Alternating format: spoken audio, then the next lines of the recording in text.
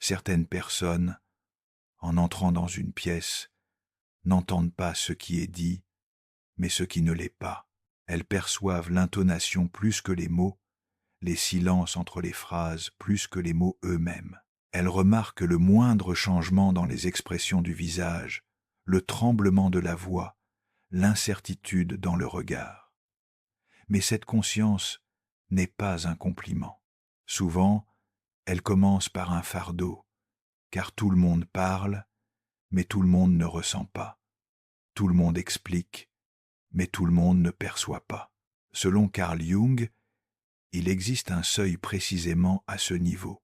À mesure que la perception augmente, la liberté n'augmente pas. Au contraire, sans intégration consciente, la perception commence lentement à consumer l'individu de l'intérieur. C'est pourquoi certaines personnes tentent de comprendre tout le monde toute leur vie, sans jamais pouvoir vivre pleinement leur propre vie. Car chercher à comprendre n'est pas un acte aussi innocent qu'on le croit. La compréhension, lorsque des limites ne sont pas fixées, se transforme en intrusion.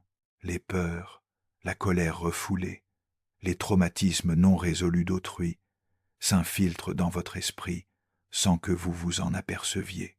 Et après un certain temps, vous vous retrouvez face à cette question. Ces sentiments m'appartiennent-ils vraiment ou ne fais-je que les porter? Jung décrit cela comme la pression silencieuse de l'inconscient collectif. Lorsque le désir de se conformer à la société, la peur de l'exclusion et l'effort pour être une bonne personne se conjuguent, une personne peut transformer son monde intérieur en un véritable dépotoir émotionnel pour autrui.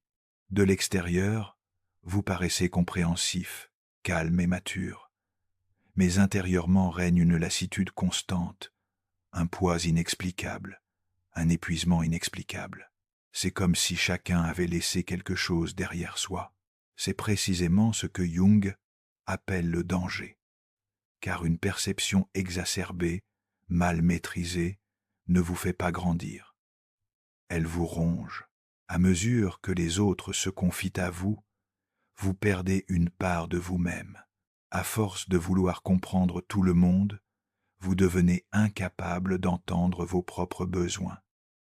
Et le plus insidieux, c'est que cette situation passe longtemps inaperçue, car la société encense la personne compréhensive. Elle encense celui qui sait écouter. Elle encense celui qui garde le silence. Mais personne ne se demande ce qu'ils portent en eux. L'une des observations les plus dures, mais aussi les plus justes, de Jung se dégage ici. Certaines personnes sont malheureuses, non pas par manque de liberté, mais parce qu'elles comprennent trop, car comprendre, ce n'est pas toujours créer du lien. Parfois, c'est simplement porter le fardeau. Et être, pour la première fois de votre vie, avez-vous besoin d'entendre cette phrase. Le jour où vous cessez de chercher à comprendre les autres, c'est votre esprit qui s'allège, non votre cœur. Ce n'est pas une pause, c'est un éveil. Car la liberté ne commence pas par la résolution des problèmes de chacun, elle commence par la capacité de choisir le fardeau que l'on portera. Et souvent, on ne se souvient plus quand ce fardeau a commencé.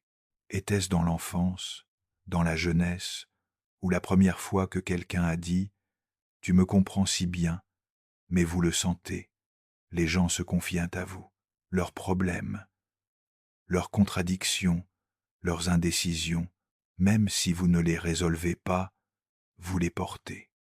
Car, intuitivement, vous savez, si vous ne les soutenez pas, ils s'effondreront. À ce stade, la perception cesse d'être une compétence et devient une responsabilité. C'est là qu'intervient ce que Jung appelait l'ombre. Inconsciemment, les gens laissent dans votre conscience les aspects d'eux-mêmes qu'ils ne peuvent affronter. À mesure que vous progressez dans votre compréhension, ils s'allègent. Vous vous sentez plus lourd. Et personne ne s'en aperçoit, car ce processus est silencieux. Il ne crie pas, ne laisse aucune trace. Il est seulement ressenti comme une lassitude diffuse qui s'accumule en vous. Le plus dangereux est que, peu à peu, ce fardeau commence à vous appartenir. Le malheur des autres devient votre responsabilité. La confusion d'autrui semble un problème que vous devez résoudre, et votre propre voix intérieure s'éteint peu à peu. L'avertissement de Jung est clair. Celui qui remplit constamment sa conscience de l'inconscient des autres finit par oublier qui il est, car chaque tentative de compréhension est un peu plus un renoncement à soi-même. C'est pourquoi cette vidéo n'a pas pour but de blâmer les autres, mais de vous rappeler de vous retrouver. Car la liberté ne commence pas par une meilleure explication des choses. Elle commence au moment où vous réalisez que vous n'avez pas à tout expliquer. Pourquoi l'humanité s'efforce-t-elle constamment de comprendre? Pourquoi cherche-t-on à déchiffrer les sentiments, les pensées et les comportements d'autrui? Selon Carl Jung, il ne s'agit pas simplement de curiosité. Cela puise sa source dans un besoin psychologique bien plus profond. L'esprit humain se façonne au sein de l'inconscient collectif dès la naissance.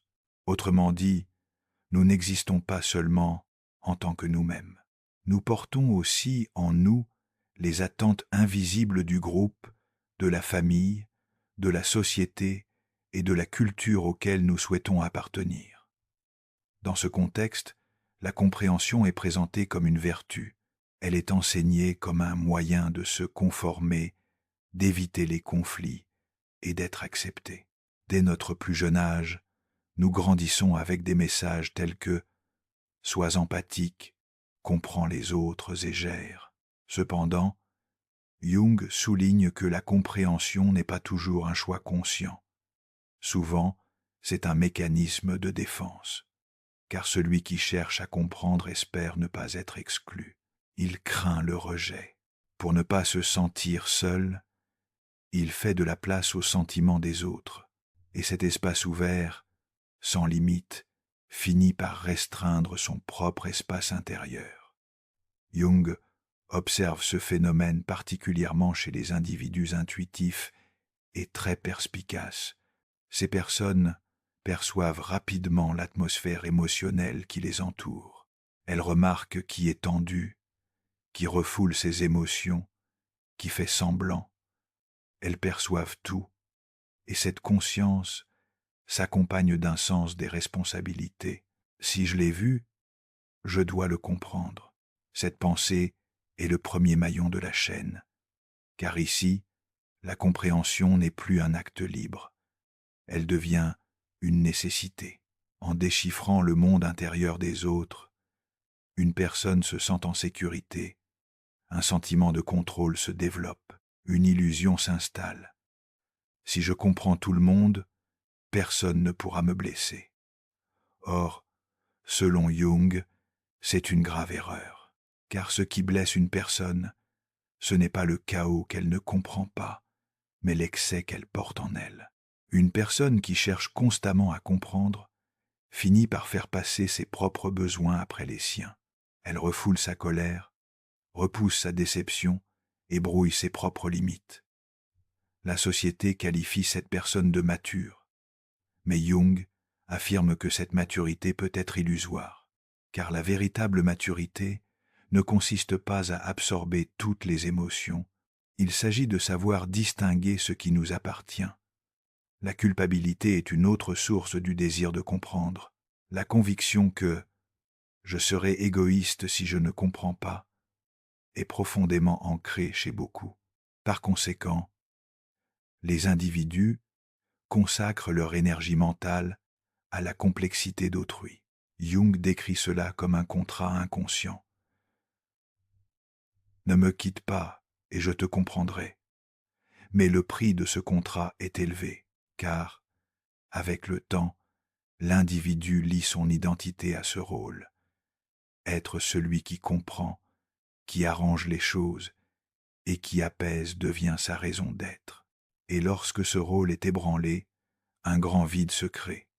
Le point essentiel est le suivant.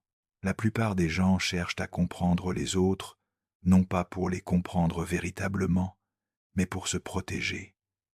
Et lorsque cet effort passe inaperçu, il devient l'ennemi le plus silencieux de la liberté.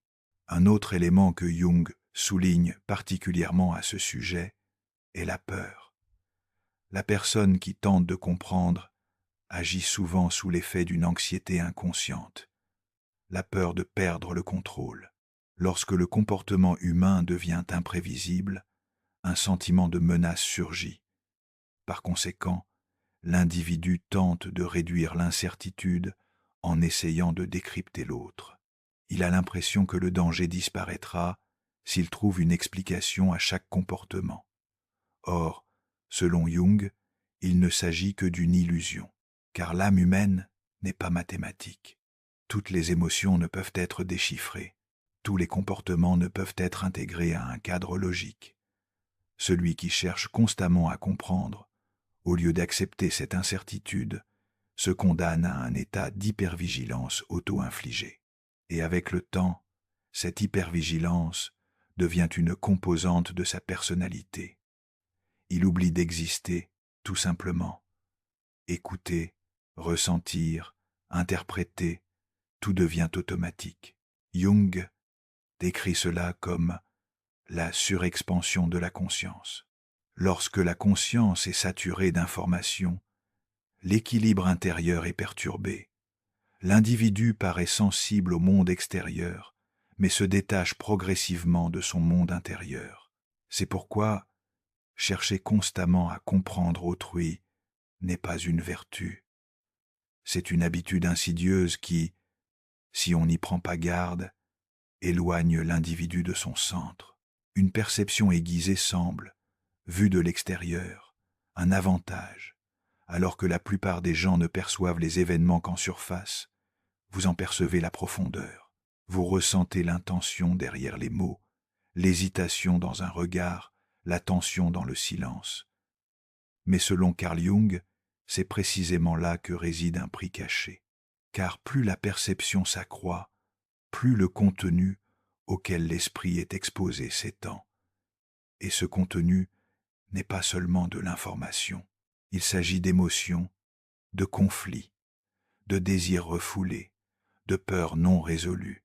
Une personne dotée d'une perception aiguisée se transforme inconsciemment en une sorte de récepteur psychologique. Chaque vague émotionnelle circulant dans son environnement la frappe en premier. Jung décrit cela comme un affaiblissement des filtres de la conscience. Lorsque ces filtres s'affaiblissent, il devient difficile de distinguer ce qui nous appartient de ce qui vient des autres. Au départ, cela procure un sentiment de supériorité. La pensée « je vois, je comprends » s'installe insidieusement en elle. Cependant, avec le temps, ce sentiment de supériorité devient un lourd fardeau, car l'esprit humain n'est pas illimité. Il ne peut pas tout contenir à la fois. Les émotions refoulées, les conflits non résolus et les vérités évitées lors de la confrontation s'accumulent dans le monde intérieur d'une personne à la perception exacerbée. Cette accumulation se compose souvent de problèmes étrangers à sa propre vie. Les observations cliniques de Jung révèlent fréquemment que les personnes à la perception exacerbée peinent à identifier leurs propres émotions, car leur monde intérieur est imprégné des résidus émotionnels d'autrui. Avec le temps, cela conduit à un épuisement psychologique, une agitation inexplicable et un sentiment de vide inexpliqué. La personne ignore pourquoi elle se sent ainsi, car une grande partie de ce qu'elle ressent ne lui appartient pas. Le prix caché de la perception exacerbée se révèle alors. La personne commence à perdre sa voix intérieure. Ses besoins, ses limites et ses désirs sont relégués au second plan. Jung décrit ce processus comme une invasion de l'inconscient. Lorsque la conscience ne peut se protéger, elle déborde du poids du monde extérieur. Dès lors, la personne vit dans un état d'alerte constant. Son esprit est en alerte permanente, dans chaque environnement, chaque relation, chaque conversation. Elle ne trouve pas le repos, car sa perception ne s'éteint jamais. Cet état d'ouverture constant consomme l'individu de l'intérieur. La société ne s'en aperçoit souvent pas, car une personne à la perception exacerbée paraît généralement harmonieuse, compréhensive et calme. Mais selon Jung, ce calme n'est pas un véritable équilibre. Il résulte d'une surcharge émotionnelle refoulée. À mesure qu'une personne porte le poids émotionnel des autres, elle s'éloigne de son propre centre. Au bout d'un certain temps, les questions commencent à surgir. Qui suis-je? Que ressens-je? Que désire-je?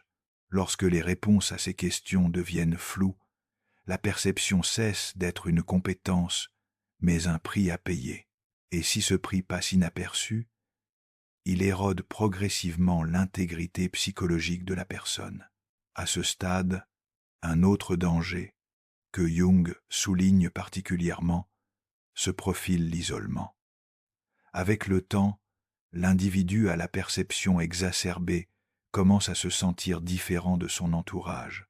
Les conversations semblent superficielles, les relations s'enlisent et les expériences partagées sont insatisfaisantes. Ce détachement n'est pas un choix conscient, c'est une conséquence naturelle de la profondeur de la perception. Cependant, si cette conséquence n'est pas correctement comprise, elle plonge la personne dans la solitude. À mesure qu'elle s'isole, le fardeau s'alourdit, car la perception s'épuise non pas lorsqu'elle n'est pas partagée, mais lorsqu'elle n'est pas encadrée. Selon Jung, il ne s'agit pas ici de réprimer la perception, mais de la structurer. Autrement, la conscience, au lieu de développer l'individu, le consume silencieusement. Et cette consommation se fait généralement de manière insidieuse. Il n'y a ni effondrement majeur, ni crise manifeste. Tout se déroule lentement, par petites interruptions du quotidien. La personne réalise qu'elle ne ressent plus la même excitation, la distance s'accroît dans les relations, les émotions s'estompent. Jung explique cela comme un mauvais usage de l'énergie spirituelle. L'énergie ne se dirige pas vers le processus d'individuation de la personne, mais vers les mondes intérieurs non résolus d'autrui. C'est le prix caché de la perception exacerbée. La personne ne réalise pas qu'elle se perd d'elle-même en portant les autres.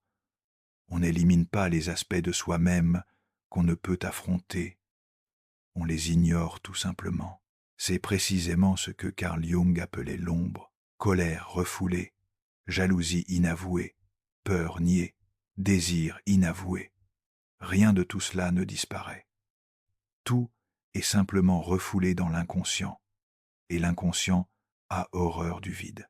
L'ombre trouve toujours un exutoire. Selon Jung, cet exutoire se fait souvent par l'intermédiaire d'autrui. Inconsciemment, on projette vers l'extérieur les ténèbres que l'on ne peut supporter en soi.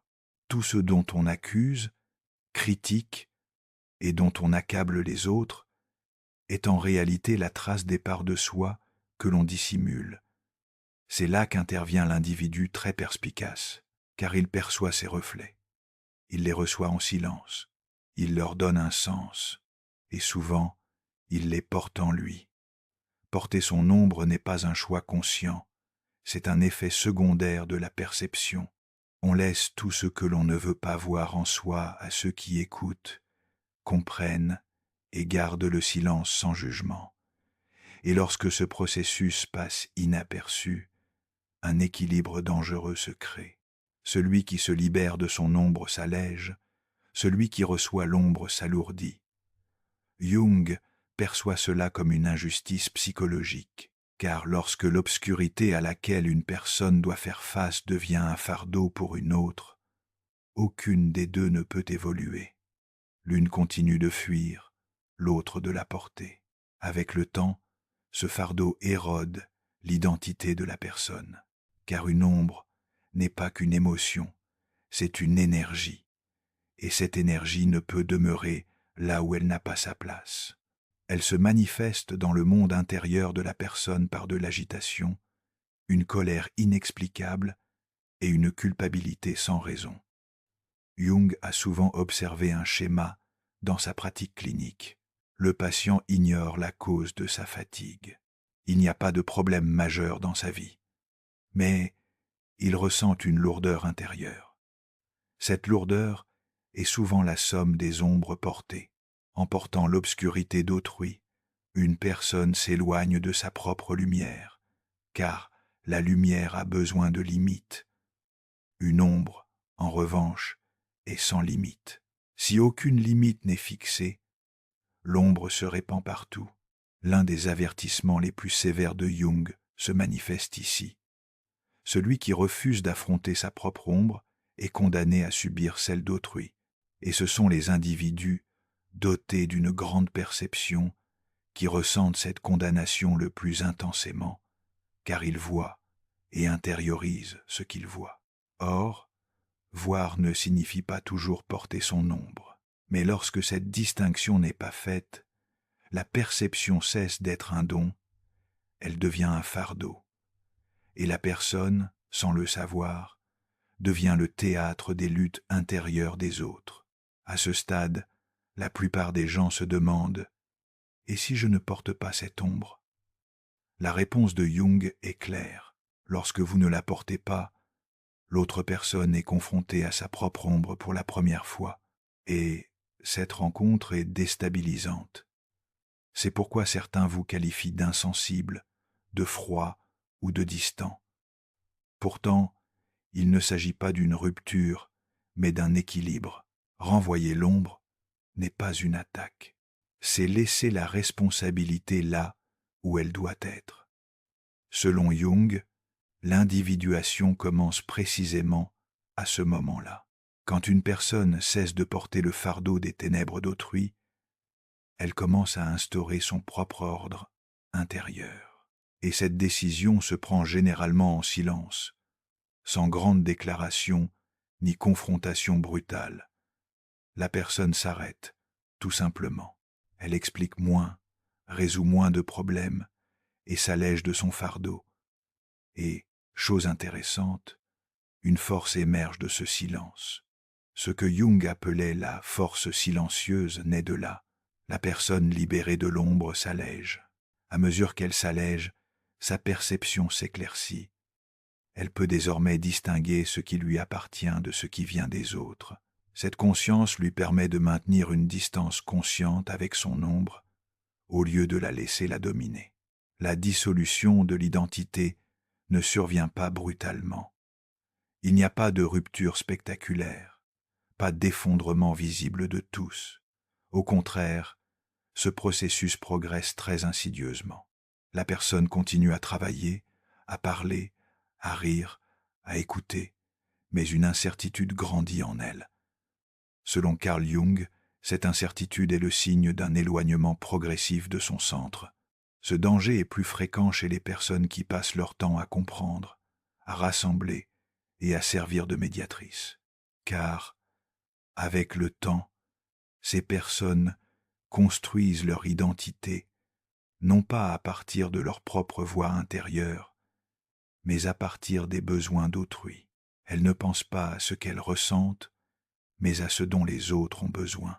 Et lorsque cette façon de penser s'installe durablement, la dissolution de l'identité commence. Jung la définit comme l'érosion des frontières du soi. À mesure que ces frontières s'érodent, la distinction entre soi et l'autre s'estompe. La personne devient incapable de distinguer ses propres émotions. Un jour, elle éprouve de la culpabilité sans raison apparente. Le lendemain, une colère inexplicable. Mais la source de ces émotions reste obscure parce que la plupart de ces identités s'infiltrent travers le monde intérieur d'autrui. C'est là l'aspect le plus dangereux de la dissolution de l'identité. La personne ne réalise pas qu'elle s'est perdue, car elle reste fonctionnelle. Elle est encore bonne. Elle est encore compréhensive. L'avertissement de Jung se fait plus sévère.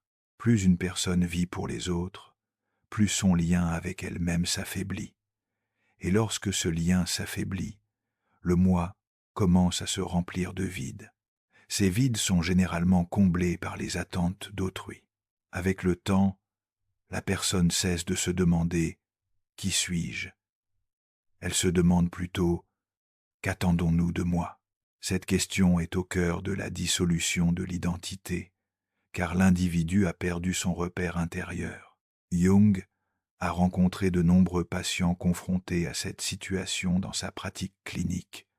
Leur point commun: aucune crise majeure ne bouleverse leur vie, mais ils éprouvent un profond sentiment d'absurdité.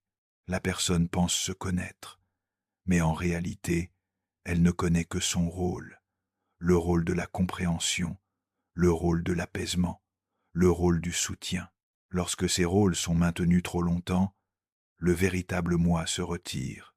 Selon Jung, lorsque le moi se retire, l'inconscient prend le dessus, ce qui accroît les conflits internes.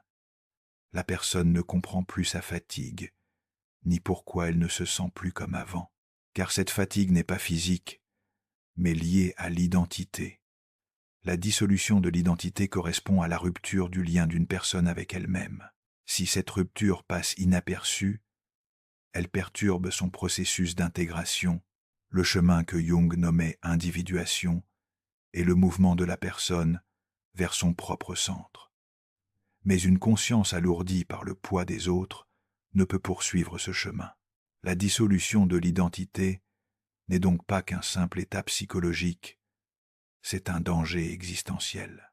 Lorsqu'une personne reporte la connaissance de soi pour tenter de comprendre les autres, elle empêche silencieusement le prix fort. L'élément le plus trompeur dans ce processus est le retour d'informations de l'entourage. On vous fait confiance, on vous croit fort, on vous dit « tu gères tout ». Ces phrases semblent être des marques d'appréciation extérieure, mais selon Jung, il s'agit d'un renforcement caché qui accélère la dissolution de l'identité, car la personne a le sentiment de n'exister que tant qu'elle maintient ce rôle. Une peur se développe, celle de voir sa valeur diminuer si l'on ne comprend pas, n'écoute pas ou n'assume pas de responsabilité. Cette peur lie le « moi » à l'approbation d'autrui. La personne n'existe plus pour ce qu'elle est, mais pour sa fonction. Dès lors, l'identité cesse d'être une structure vivante. Elle se transforme en un masque figé. Jung appelle ce masque la persona. La persona est le visage que nous développons pour survivre en société. Mais si la persona vit seule, elle étouffe le moi. C'est là que commence la dernière étape de la dissolution de l'identité. L'individu hésite à se connecter à son monde intérieur, car il devrait se souvenir de qui il est en silence. Par conséquent, il est constamment occupé, constamment préoccupé par les autres, constamment tourné vers le monde extérieur. Pourtant, l'avertissement de Jung est clair. Plus la persona se renforce, plus le moi s'affaiblit. Et lorsque le moi s'affaiblit, l'individu cesse d'être maître de sa propre vie, il devient le régulateur émotionnel des autres. C'est précisément là le danger silencieux. Dans sa pratique clinique, Carl Jung rencontrait régulièrement un type de personne, des individus qui, de l'extérieur, paraissaient parfaitement équilibrés, harmonieux et fonctionnels. Pourtant, au fond d'eux-mêmes, ils portaient une lassitude inexplicable. Ces personnes étaient souvent incapables de répondre clairement à la question « Pourquoi est-ce que je me sens ainsi ?» Elles n'avaient pas vécu de traumatisme majeur, elles n'avaient subi aucune perte importante, aucune crise marquante, ni aucun effondrement visible. Pourtant, un profond malaise les habitait. C'est précisément ce qui attira l'attention de Jung. Le problème n'était pas apparent, mais caché. Au fil des séances, un schéma commun se dessinait. Tous ces patients étaient excessivement accablés par les émotions des autres. Ils étaient les médiateurs de la famille, les piliers des relations, ceux qui portaient le fardeau de tous au travail. Jung n'y voyait pas une coïncidence. Selon lui, C'était le résultat d'une négligence prolongée de l'inconscient. Les patients s'étaient tellement habitués à comprendre les autres qu'ils s'étaient coupés de leur propre monde intérieur. Une phrase revient fréquemment dans les notes cliniques de Jung. Ils ne parviennent pas à se connecter à leurs propres émotions. Il ne s'agit pas d'une absence d'émotion, mais plutôt d'une inversion d'une émotivité excessive. La personne ressent tant de choses qu'elle ne parvient plus à distinguer celles qui lui appartiennent. À ce stade, Jung interroge la direction de la perception. La perception est-elle tournée vers l'extérieur ou vers l'intérieur? Si elle est constamment dirigée vers le monde extérieur, la conscience néglige sa fonction de régulation interne. Selon Jung, cette négligence engendre des conséquences psychologiques à long terme. Dans ses observations cliniques, ces conséquences se manifestent de différentes manières. Certains patients se plaignent de fatigue chronique, d'autres éprouvent un sentiment de culpabilité irrationnelle, d'autres encore vivent dans un état d'agitation constant sans pouvoir en expliquer la raison. Lorsque Jung examine ces symptômes individuellement, il en perçoit une cause commune. La personne a suspendu son processus d'individuation, car l'individuation exige un courage intérieur. Or, ces personnes vivent sous le poids d'une responsabilité envers autrui. Réguler, interpréter et porter les autres est devenu leur mode de vie. Le point que Jung souligne le plus en clinique est le suivant. Il ne faut pas confondre le maintien de l'équilibre émotionnel d'autrui avec le maintien de son propre équilibre mental. Bien que ces deux processus soient similaires, ils ne sont pas identiques. En clinique, Jung n'offre généralement pas de solution directe à ses patients. Il les aide plutôt à prendre conscience de leurs émotions. Il leur pose régulièrement la question « Ce sentiment vous appartient-il » Car, selon Jung, la guérison ne commence pas par la suppression des émotions, mais par leur remise à leur juste place. Les observations cliniques montrent que le besoin le plus important des personnes dotées d'une grande perception n'est pas la limitation, mais la capacité de discernement. Une conscience incapable de discernement s'encombre. Une conscience encombrée, avec le temps, perd son centre. Le travail clinique de Jung révèle clairement que tenter de comprendre autrui n'est pas une démarche anodine. La compréhension, lorsqu'elle n'est pas consciente, est un processus silencieux qui éloigne la personne d'elle-même. Et ce processus, s'il passe inaperçu, peut se prolonger pendant des années. L'observation clinique de Jung est sans équivoque. Parfois, une personne est épuisée non pas parce qu'elle est malade, mais parce qu'elle porte un fardeau trop lourd. Un autre détail auquel Jung prêtait une attention particulière à la clinique était la façon dont les patients parlaient. Lorsqu'ils parlaient d'eux-mêmes, leurs phrases étaient courtes et vagues, mais lorsqu'ils décrivaient les autres, ils étaient extrêmement précis. Ils pouvaient expliquer longuement qui ressentaient quoi, pourquoi ils agissaient ainsi, et dans quelles circonstances ils avaient été blessés. Jung associait cette situation à l'orientation de l'inconscient. Lorsque l'esprit conscient scrute constamment le monde extérieur, le monde intérieur se tait, et ce silence n'est pas la paix, c'est le détachement. Lorsqu'une personne devient incapable de raconter sa propre histoire, elle se perd dans celle des autres. Cliniquement, c'est l'un des indicateurs les plus clairs d'un retrait de soi. À ce stade, Jung suggérait à ses patients un exercice simple mais puissant. Pendant une semaine, écouter sans chercher à déchiffrer l'autre, sans commenter, sans chercher de raison, sans donner d'explication, simplement être immobile. Pour beaucoup de patients, cet exercice était étonnamment difficile, car tenter de comprendre était devenu leur mécanisme de défense automatique. L'objectif de Jung était de briser cet automatisme, car ce n'est que lorsque les réactions automatiques cessent que la conscience peut retrouver son centre. Les observations cliniques montrent que cette posture favorise la clarté intérieure au fil du temps. Lorsqu'une personne cesse de porter les émotions des autres, elle recommence à entendre la voix de ses propres émotions.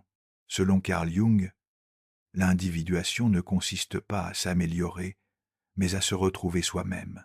Et ce cheminement ne commence pas par l'acquisition de connaissances, comme beaucoup le pensent, mais par le lâcher, prise conscient de certaines choses.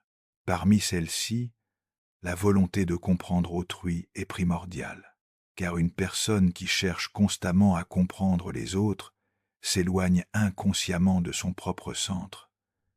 Jung insiste particulièrement sur ce point lorsqu'il décrit le processus d'individuation.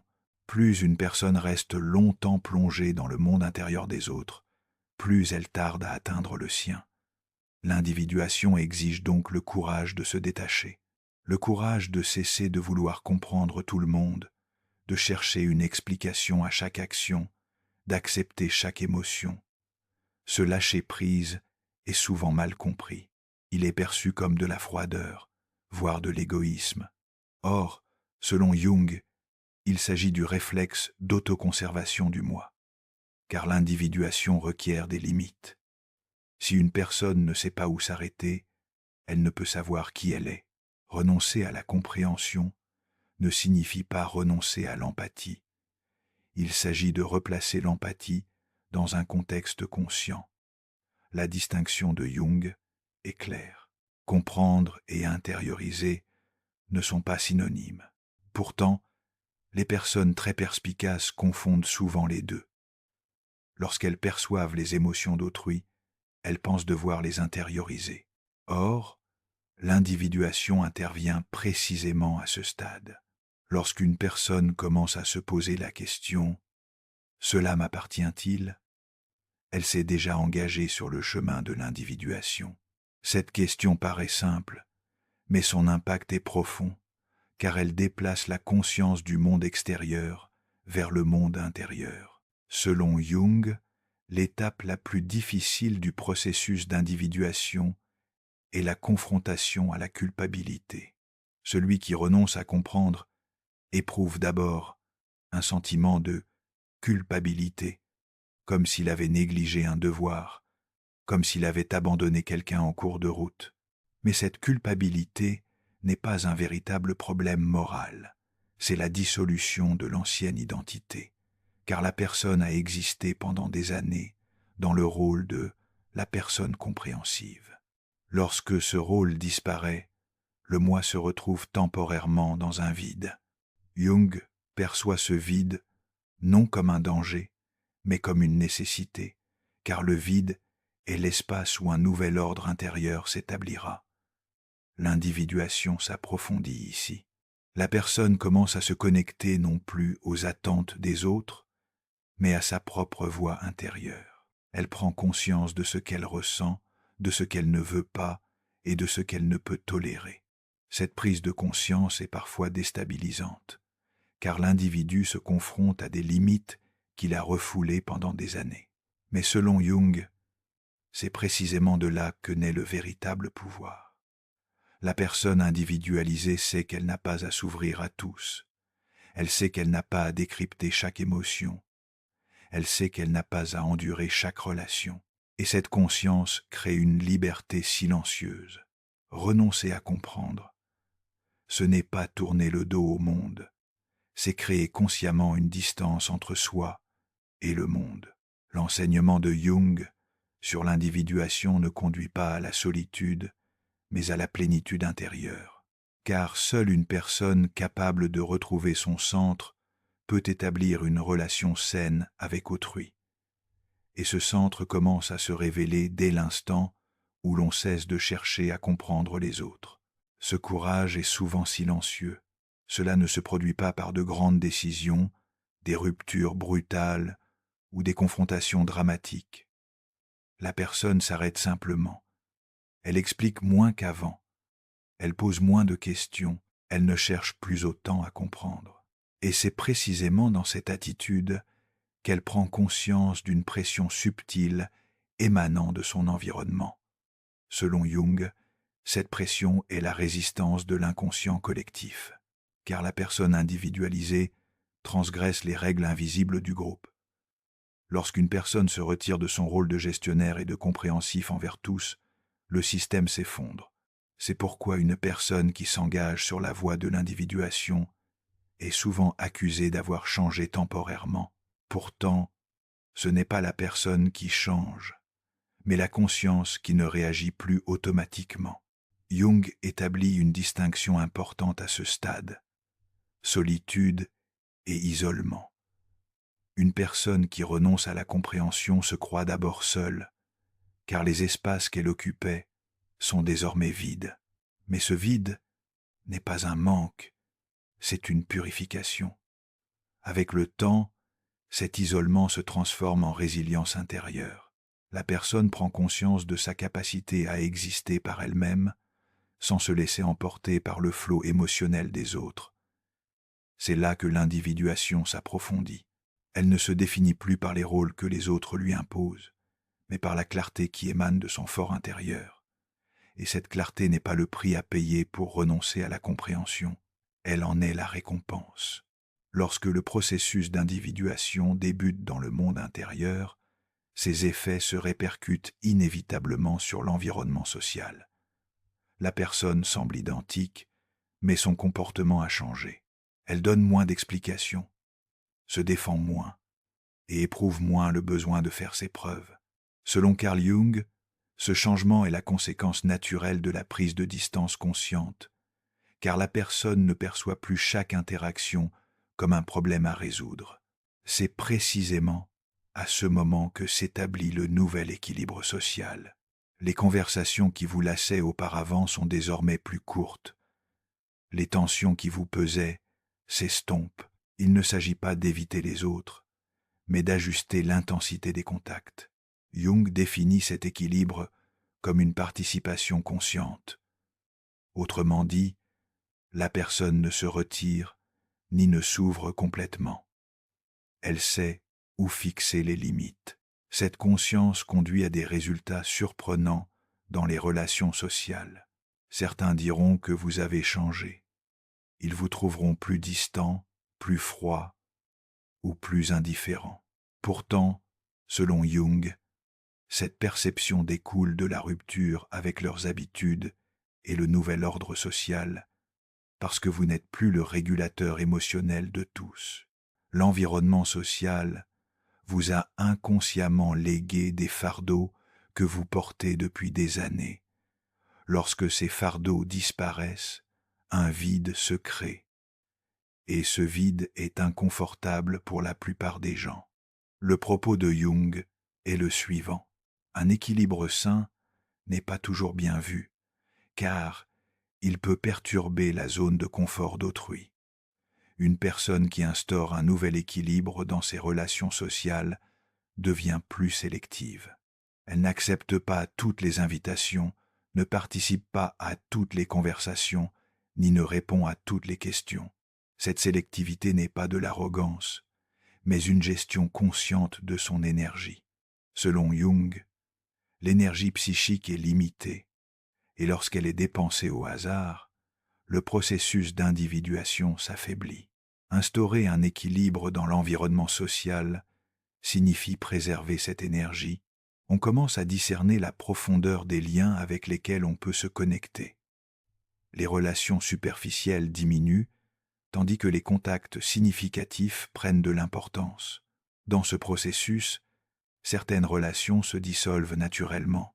Jung perçoit cela non comme une perte, mais comme une élimination évolutive, car la conscience en cours d'individuation ne peut demeurer longtemps dans des relations incompatibles avec elle. Le nouvel équilibre social se manifeste aussi par le silence. Les vides autrefois comblés ne le sont plus. Le silence cesse d'être à éviter.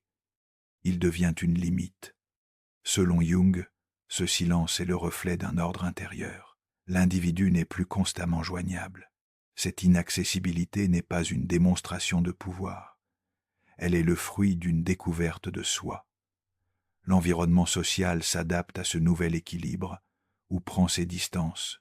Dans les deux cas, l'individu apprend à rester centré.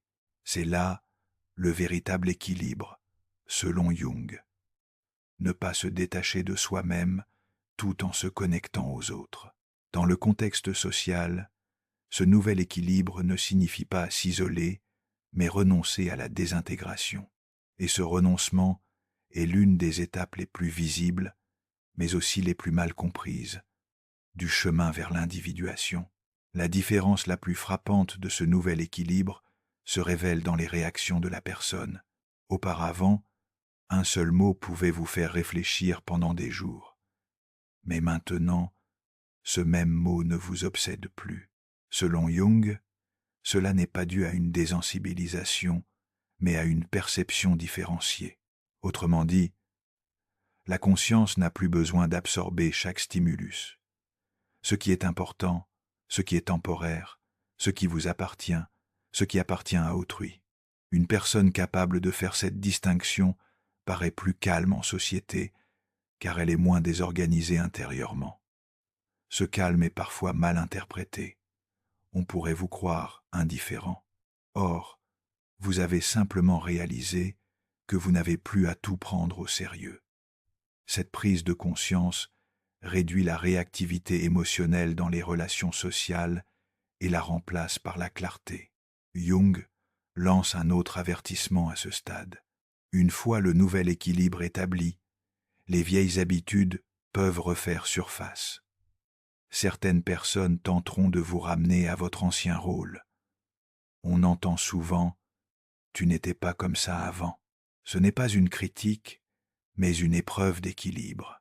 Selon Jung, une personne sur le chemin de l'individuation doit affronter ces épreuves avec calme, ni en se défendant, ni en se repliant sur elle-même, mais simplement en restant immobile. Car le véritable équilibre, c'est de ne pas avoir besoin de se justifier. Dans le contexte social, ce nouvel équilibre se pérennise. L'individu n'agit plus en fonction des attentes d'autrui, mais selon son propre rythme intérieur. Une fois ce rythme établi, le monde social cesse d'être chaotique et se transforme en un espace gérable. Selon Carl Jung, ce qu'il y a de plus épuisant pour une personne, ce n'est pas de nouer des relations, mais de rester dans une relation insécure, car une relation insécure engendre un état d'alerte mentale constant. On est forcé de réfléchir à ce qu'il faut dire, à la façon dont on sera perçu et aux sentiments de l'autre. Avec le temps, cette réflexion devient automatique et la relation cesse d'être un lien profond pour se transformer en un exercice d'équilibriste. Jung conçoit les relations sécurisantes non comme un idéal romantique, mais comme une nécessité psychologique. Dans une relation sécurisante, on n'a pas à se justifier. C'est un lien qui ne requiert pas d'efforts constants pour être compris, qui n'exige pas de se défendre et qui n'impose pas de rôle. Car si l'on passe son temps à se justifier dans une relation, il y a de la tension et non de la connexion. Les observations cliniques de Jung montrent que les personnes dotées d'une grande perspicacité sont souvent attirées par les relations insécures. La raison est simple. Ces personnes perçoivent rapidement les vides émotionnels de l'autre et ont tendance à combler ce qu'elles perçoivent. L'autre est silencieux, elles prennent la parole. L'autre est en difficulté, elles le réconfortent. Mais selon Jung, cette dynamique ne crée pas un lien sécurisant. Au contraire, elle engendre un fardeau unilatéral. Le critère d'une relation sécurisante apparaît alors clairement. Les deux partenaires peuvent-ils assumer leur propre charge émotionnelle? Si la réponse est non, la relation devient épuisante pour l'un des deux au fil du temps. Jung explique que dans une relation sécurisante, les limites sont claires mais non rigides. Une limite n'est pas un mur, c'est un repère. Lorsqu'une personne sait où elle se situe, elle perçoit l'autre avec clarté. Dans les relations insécures, les limites sont floues. On ne sait plus qui est contrarié par quoi, ni qui assume quelle responsabilité. Cette ambiguïté accroît le trouble intérieur chez les personnes à la perception exacerbée. Selon Jung, une relation sécurisante laisse également place au silence. Tous les vides ne sont pas comblés. Toutes les émotions ne sont pas résolues instantanément. Cet espace permet à chacun de rester en contact avec soi-même. Si le silence est immédiatement perçu comme un problème dans une relation, il y a dépendance et non-confiance. Jung lance un avertissement important à ce sujet. Il ne faut pas confondre dépendance et intensité. L'intensité est temporaire, la confiance est permanente. Dans une relation sécurisante, on peut se permettre d'être soi-même sans avoir à filtrer ses émotions. Mais cette ouverture ne signifie pas se charger de la responsabilité de l'autre.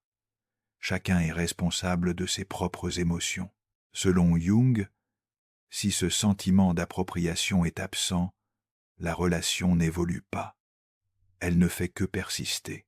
L'absence de culpabilité est un autre indicateur d'une relation sécurisante. Si l'on ne se sent ni incomplet, ni égoïste, ni inadéquat en quittant une relation, alors l'équilibre est sain. Autrement, la relation érode notre identité sans même que l'on s'en rende compte. La théorie de l'individuation de Jung associe les relations sécurisantes à la fidélité à soi-même. On ne peut tisser des liens sécurisants que si l'on reste en contact avec soi-même. Mais lorsqu'on s'éloigne de soi-même, même les relations les plus intimes deviennent dangereuses. Ainsi, une relation sécurisante consiste moins à trouver la bonne personne qu'à respecter ses propres limites. Et ces limites apparaissent clairement lorsqu'on cesse de chercher à comprendre l'autre. Selon Jung, le signe le plus discret mais aussi le plus puissant d'une relation sécurisante est le suivant. Vous n'avez pas besoin de vous effacer au sein de la relation.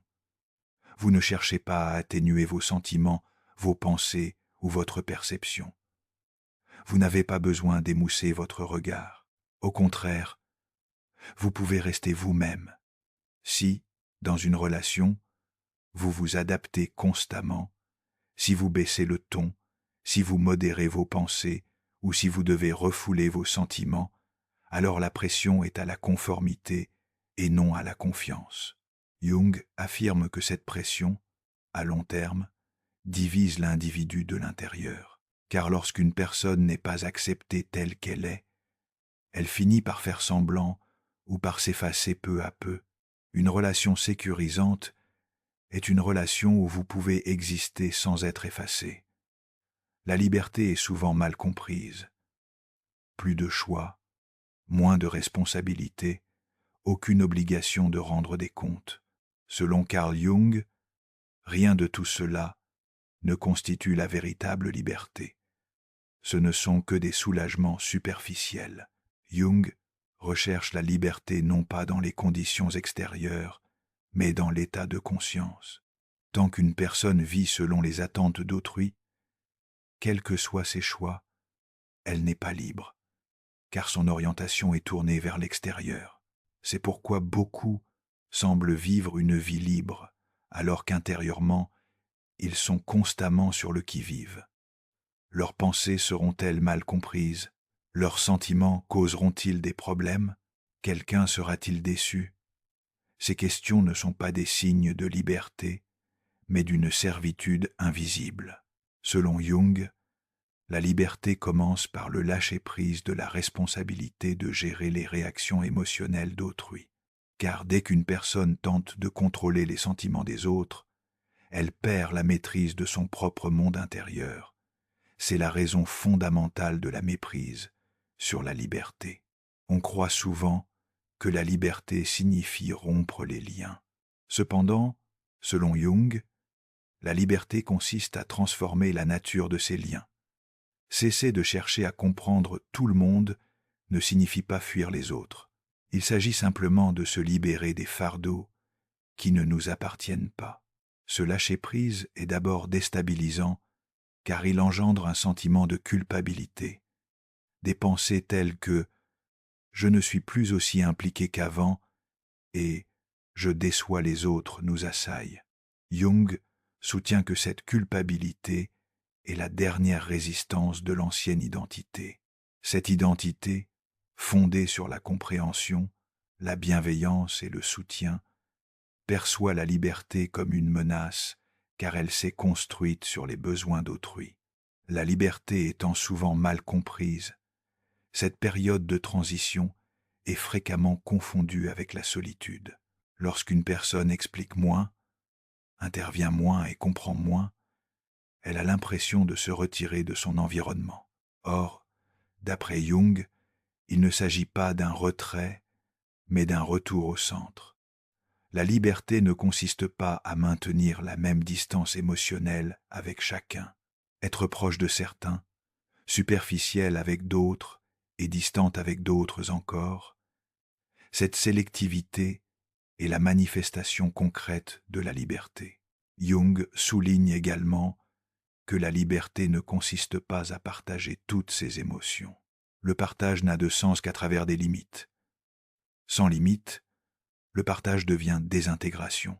Lorsqu'une personne cesse de chercher à comprendre les autres, elle commence à reconnaître plus clairement ses propres émotions, ce qu'elle désire, ce qu'elle ne désire pas, ce qu'elle ne peut tolérer. Cette clarté est parfois brutale, car elle confronte les malaises refoulés pendant des années. Mais selon Jung, cette confrontation n'est pas le prix de la liberté, elle est la liberté elle-même. Lorsque la liberté est mal comprise, une personne devient soit excessivement détachée, soit incapable de se détacher.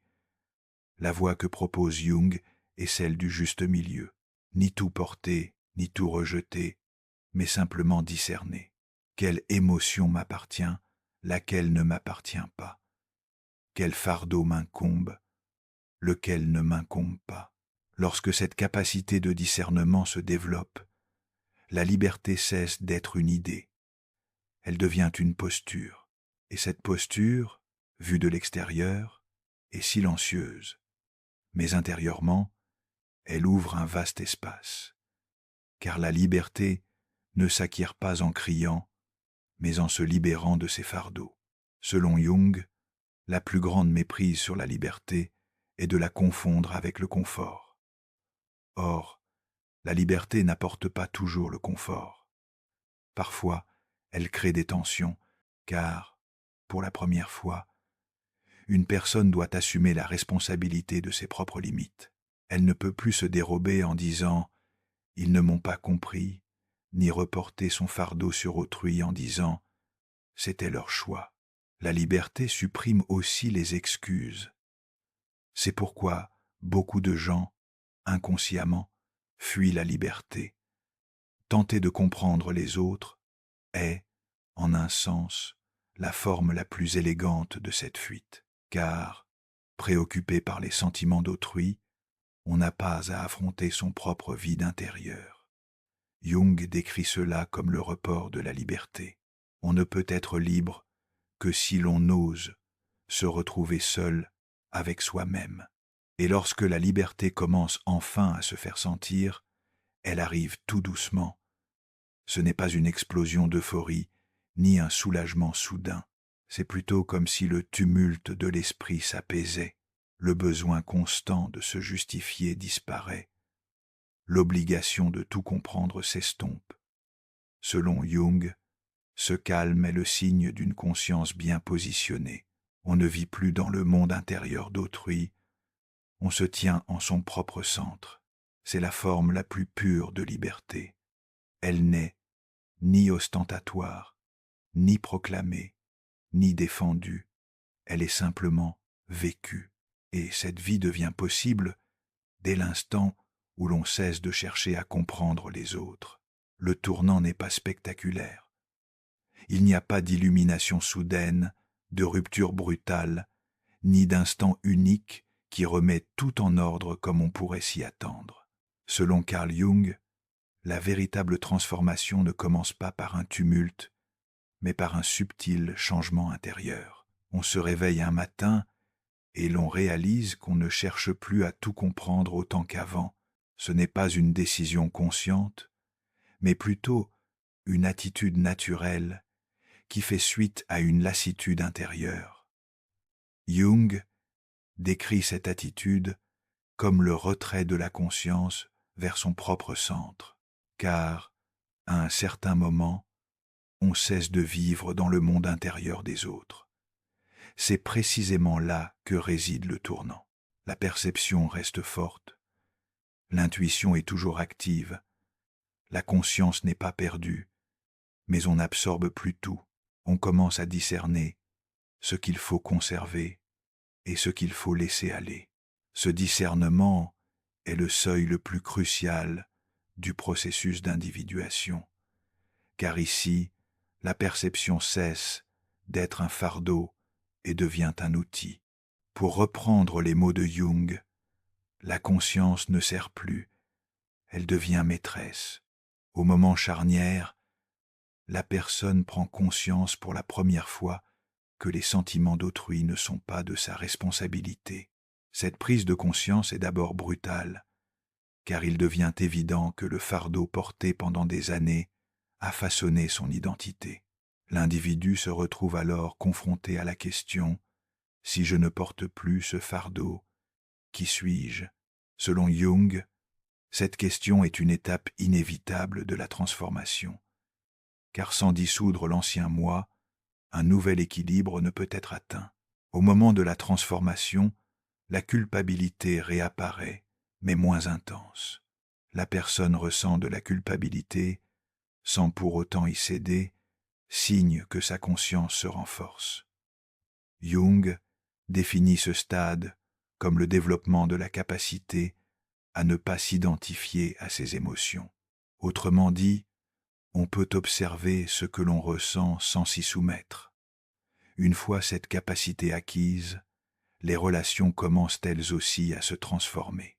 Certaines personnes prennent leur distance discrètement, d'autres testent vos limites, tandis que d'autres encore s'adaptent à votre nouvelle personnalité. Selon Jung, aucune de ces réactions n'est fortuite. Le moment de la transformation est celui où les anciens contrats avec l'environnement prennent fin. La personne n'est plus accessible à tous. Ils ne sont pas disposés à ressentir toutes les émotions. Et cette sélectivité n'isole pas la personne, elle clarifie les choses. Le signe le plus évident de ce point de transformation est le calme intérieur. La vie semble identique de l'extérieur, mais un grand espace s'est ouvert en soi. L'esprit est moins agité qu'auparavant. Le besoin constant d'analyser, d'expliquer et de comprendre les choses s'atténue. Selon Jung, c'est le retour de l'énergie spirituelle à sa juste place. L'énergie ne se dirige plus vers les problèmes non résolus des autres, mais vers sa propre intégration. À ce stade, l'individu entre en contact avec lui-même pour la première fois. Il ne sait peut-être pas ce qu'il veut, mais il sait clairement ce qu'il ne veut pas. Cette clarté est le fondement de la transformation, car, selon Jung, l'individuation ne consiste pas à tout savoir, mais à rester fidèle à soi-même. Le point de transformation commence le jour où l'on cesse d'essayer de comprendre les autres. Mais ce jour n'est pas inscrit sur un calendrier. Il arrive avec une évolution silencieuse de la conscience en soi. Et une fois qu'il est arrivé, il n'y a pas de retour en arrière. À ce stade, Jung insiste particulièrement sur un autre point. Une personne ayant atteint le point de transformation ne ressent plus le besoin de se justifier autant qu'auparavant. Elle ne se sent plus obligée de décrire ce qu'elle vit, de se défendre ou de justifier ses décisions, car la conscience ne dépend plus d'une validation extérieure. Ce silence est souvent mal compris. Alors que l'on attend une explication, on choisit de se taire. Selon Jung, cette attitude n'est pas de la passivité, c'est la naissance d'une autorité intérieure. L'individu prend désormais sa propre voix intérieure comme référence. Et lorsque ce point de référence devient plus fort que les attentes du monde extérieur, la transformation devient permanente. Et la chose la plus importante dont on prend conscience après avoir franchi ce point de transformation est la suivante. La vie ne devient pas plus difficile. Elle devient plus simple. Les problèmes ne disparaissent pas, mais le chaos diminue. Jung décrit cela comme la centralisation de l'énergie psychique. Lorsque l'énergie n'est pas dispersée, on ressent moins, mais plus clairement. Les conflits relationnels diminuent, les décisions sont prises plus rapidement, et les conflits intérieurs durent moins longtemps, car la personne ne cherche plus à tout résoudre. Ils n'assument la responsabilité que de ce qui leur appartient. Ce discernement est le véritable fruit de la transformation. Lorsqu'une personne cesse de chercher à comprendre autrui, elle ne se coupe pas du monde. Pour la première fois, elle participe pleinement à sa propre vie. La force tranquille est imperceptible de l'extérieur. Elle n'est pas ostentatoire, ne se vante pas et ne cherche pas à attirer l'attention. Selon Carl Jung, la véritable force naît d'une conscience qui n'a plus besoin de faire ses preuves. Lorsqu'une personne cesse de chercher à comprendre autrui, un grand vide se creuse en elle. Mais ce vide n'est pas une carence. C'est l'espace laissé vacant par des années de fardeau porté. C'est précisément là que la force tranquille émerge, car la personne n'est plus dispersée. Elle ne se précipite plus sur chaque émotion, ne tente plus de résoudre chaque tension, ni ne porte le chaos sur ses épaules. C'est là le point culminant de l'enseignement de l'individuation de Jung. La personne qui parvient à rester centrée est la plus forte. Cette force ne provient pas du contrôle d'autrui, mais de la capacité à se maîtriser soi-même. Une personne dotée d'une force tranquille sait qu'elle n'a plus besoin d'être comprise. La possibilité d'être incomprise ne la paralyse pas, car elle n'a pas abandonné son identité au regard des autres. Selon Jung, c'est l'indicateur le plus clair de la maturité spirituelle. Une personne mature ne se précipite pas pour se justifier, car elle est en paix avec elle-même. La force tranquille s'accompagne de limites, mais ces limites ne sont pas rigides. Elles sont naturelles. La personne sait désormais intuitivement ce qu'il faut accepter et ce qu'il faut refuser. Cette intuition est le retour à l'intérieur d'une perception longtemps orientée vers le monde extérieur. Jung décrit cela comme le retour de la conscience à son essence. La conscience qui retrouve son essence trouve la paix, mais cette paix n'est pas une stagnation. Au contraire, elle est extrêmement vivante, car l'énergie est désormais concentrée au bon endroit. La force tranquille transforme également les relations. On n'est plus aussi proche de tout le monde. La distance augmente avec certains, tandis que le lien s'approfondit avec d'autres.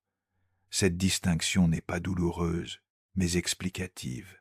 Selon Jung, les relations deviennent claires à ce stade, qui établit un véritable contact et qui ne fait que laisser un fardeau. La force tranquille ne dramatise pas cette distinction. Elle voit, tout simplement, et elle agit en fonction de ce qu'elle voit. Elle ne cherche plus à sauver qui que ce soit. Elle ne porte l'ombre de personne, car elle a appris que protéger sa propre lumière est plus précieux que d'absorber les ténèbres d'autrui. C'est là l'aspect le plus frappant de la puissance silencieuse. L'individu ne se durcit pas face au monde. Il s'adoucit, mais devient plus fort. Selon Jung, cette force réside dans l'intégration du soi. Un soi non fragmenté, non dispersé, non divisé par les attentes d'autrui. Ce soi n'a pas besoin de se défendre, car il ne se sent pas menacé. La puissance silencieuse est la forme ultime de la liberté. Elle ne crie pas, ne proclame pas, ne s'exhibe pas, mais elle se ressent dans chaque action. Lorsqu'une personne cesse de chercher à comprendre autrui, elle ne perd pas son empathie. Elle la replace à sa juste place. Elle choisit de comprendre, mais refuse de porter le fardeau. Elle écoute, mais ne s'encombre pas. Elle voit, mais ne l'intériorise pas. Le message de Jung est ici complet. Le pouvoir ne réside pas dans la quantité, mais dans le lâcher-prise. Et ce lâcher-prise n'est pas une faiblesse, c'est la force la plus profonde. Si cette force silencieuse vous semble familière, ce n'est pas un hasard, car cette force réside en chacun de nous, mais seuls ceux qui l'invoquent peuvent y accéder. Pour celui qui a atteint cette force silencieuse, la vie n'est plus un champ de bataille. Il y a des difficultés, certes, mais plus de combats. Selon Jung, c'est le signe que le conflit intérieur est en grande partie apaisé. La personne ressent encore, est encore affectée, mais cette affectation cesse d'être une force qui la gouverne. Les émotions vont et viennent, les pensées fluctuent, mais le centre demeure immuable. Ce centre est le véritable aboutissement de l'individuation. La personne n'a plus besoin de se reconstruire constamment, car elle ne se désintègre pas. La force silencieuse se nourrit précisément de cet état de non-désintégration. Et la vérité la plus profonde atteinte à ce stade est la suivante. Lorsque vous cessez de chercher à comprendre les autres, vous ne vous éloignez pas d'eux, vous vous rapprochez de vous-même. Tout l'enseignement de Jung est résumé ici en une seule phrase. Celui qui se rapproche d'elle-même se rapproche aussi des autres avec plus d'authenticité, sans prétention, sans jouer les sauveurs, sans peser sur autrui. C'est ainsi que se réalise la force silencieuse. Elle ne se poursuit pas comme un but, ni ne se porte comme un titre. Elle est ce qui demeure lorsqu'on se libère du superflu. Et ce qui demeure est toujours ce qu'il y a de plus authentique. Ceci conclut notre vidéo. Pour plus de contenu, abonnez-vous à notre chaîne. Merci.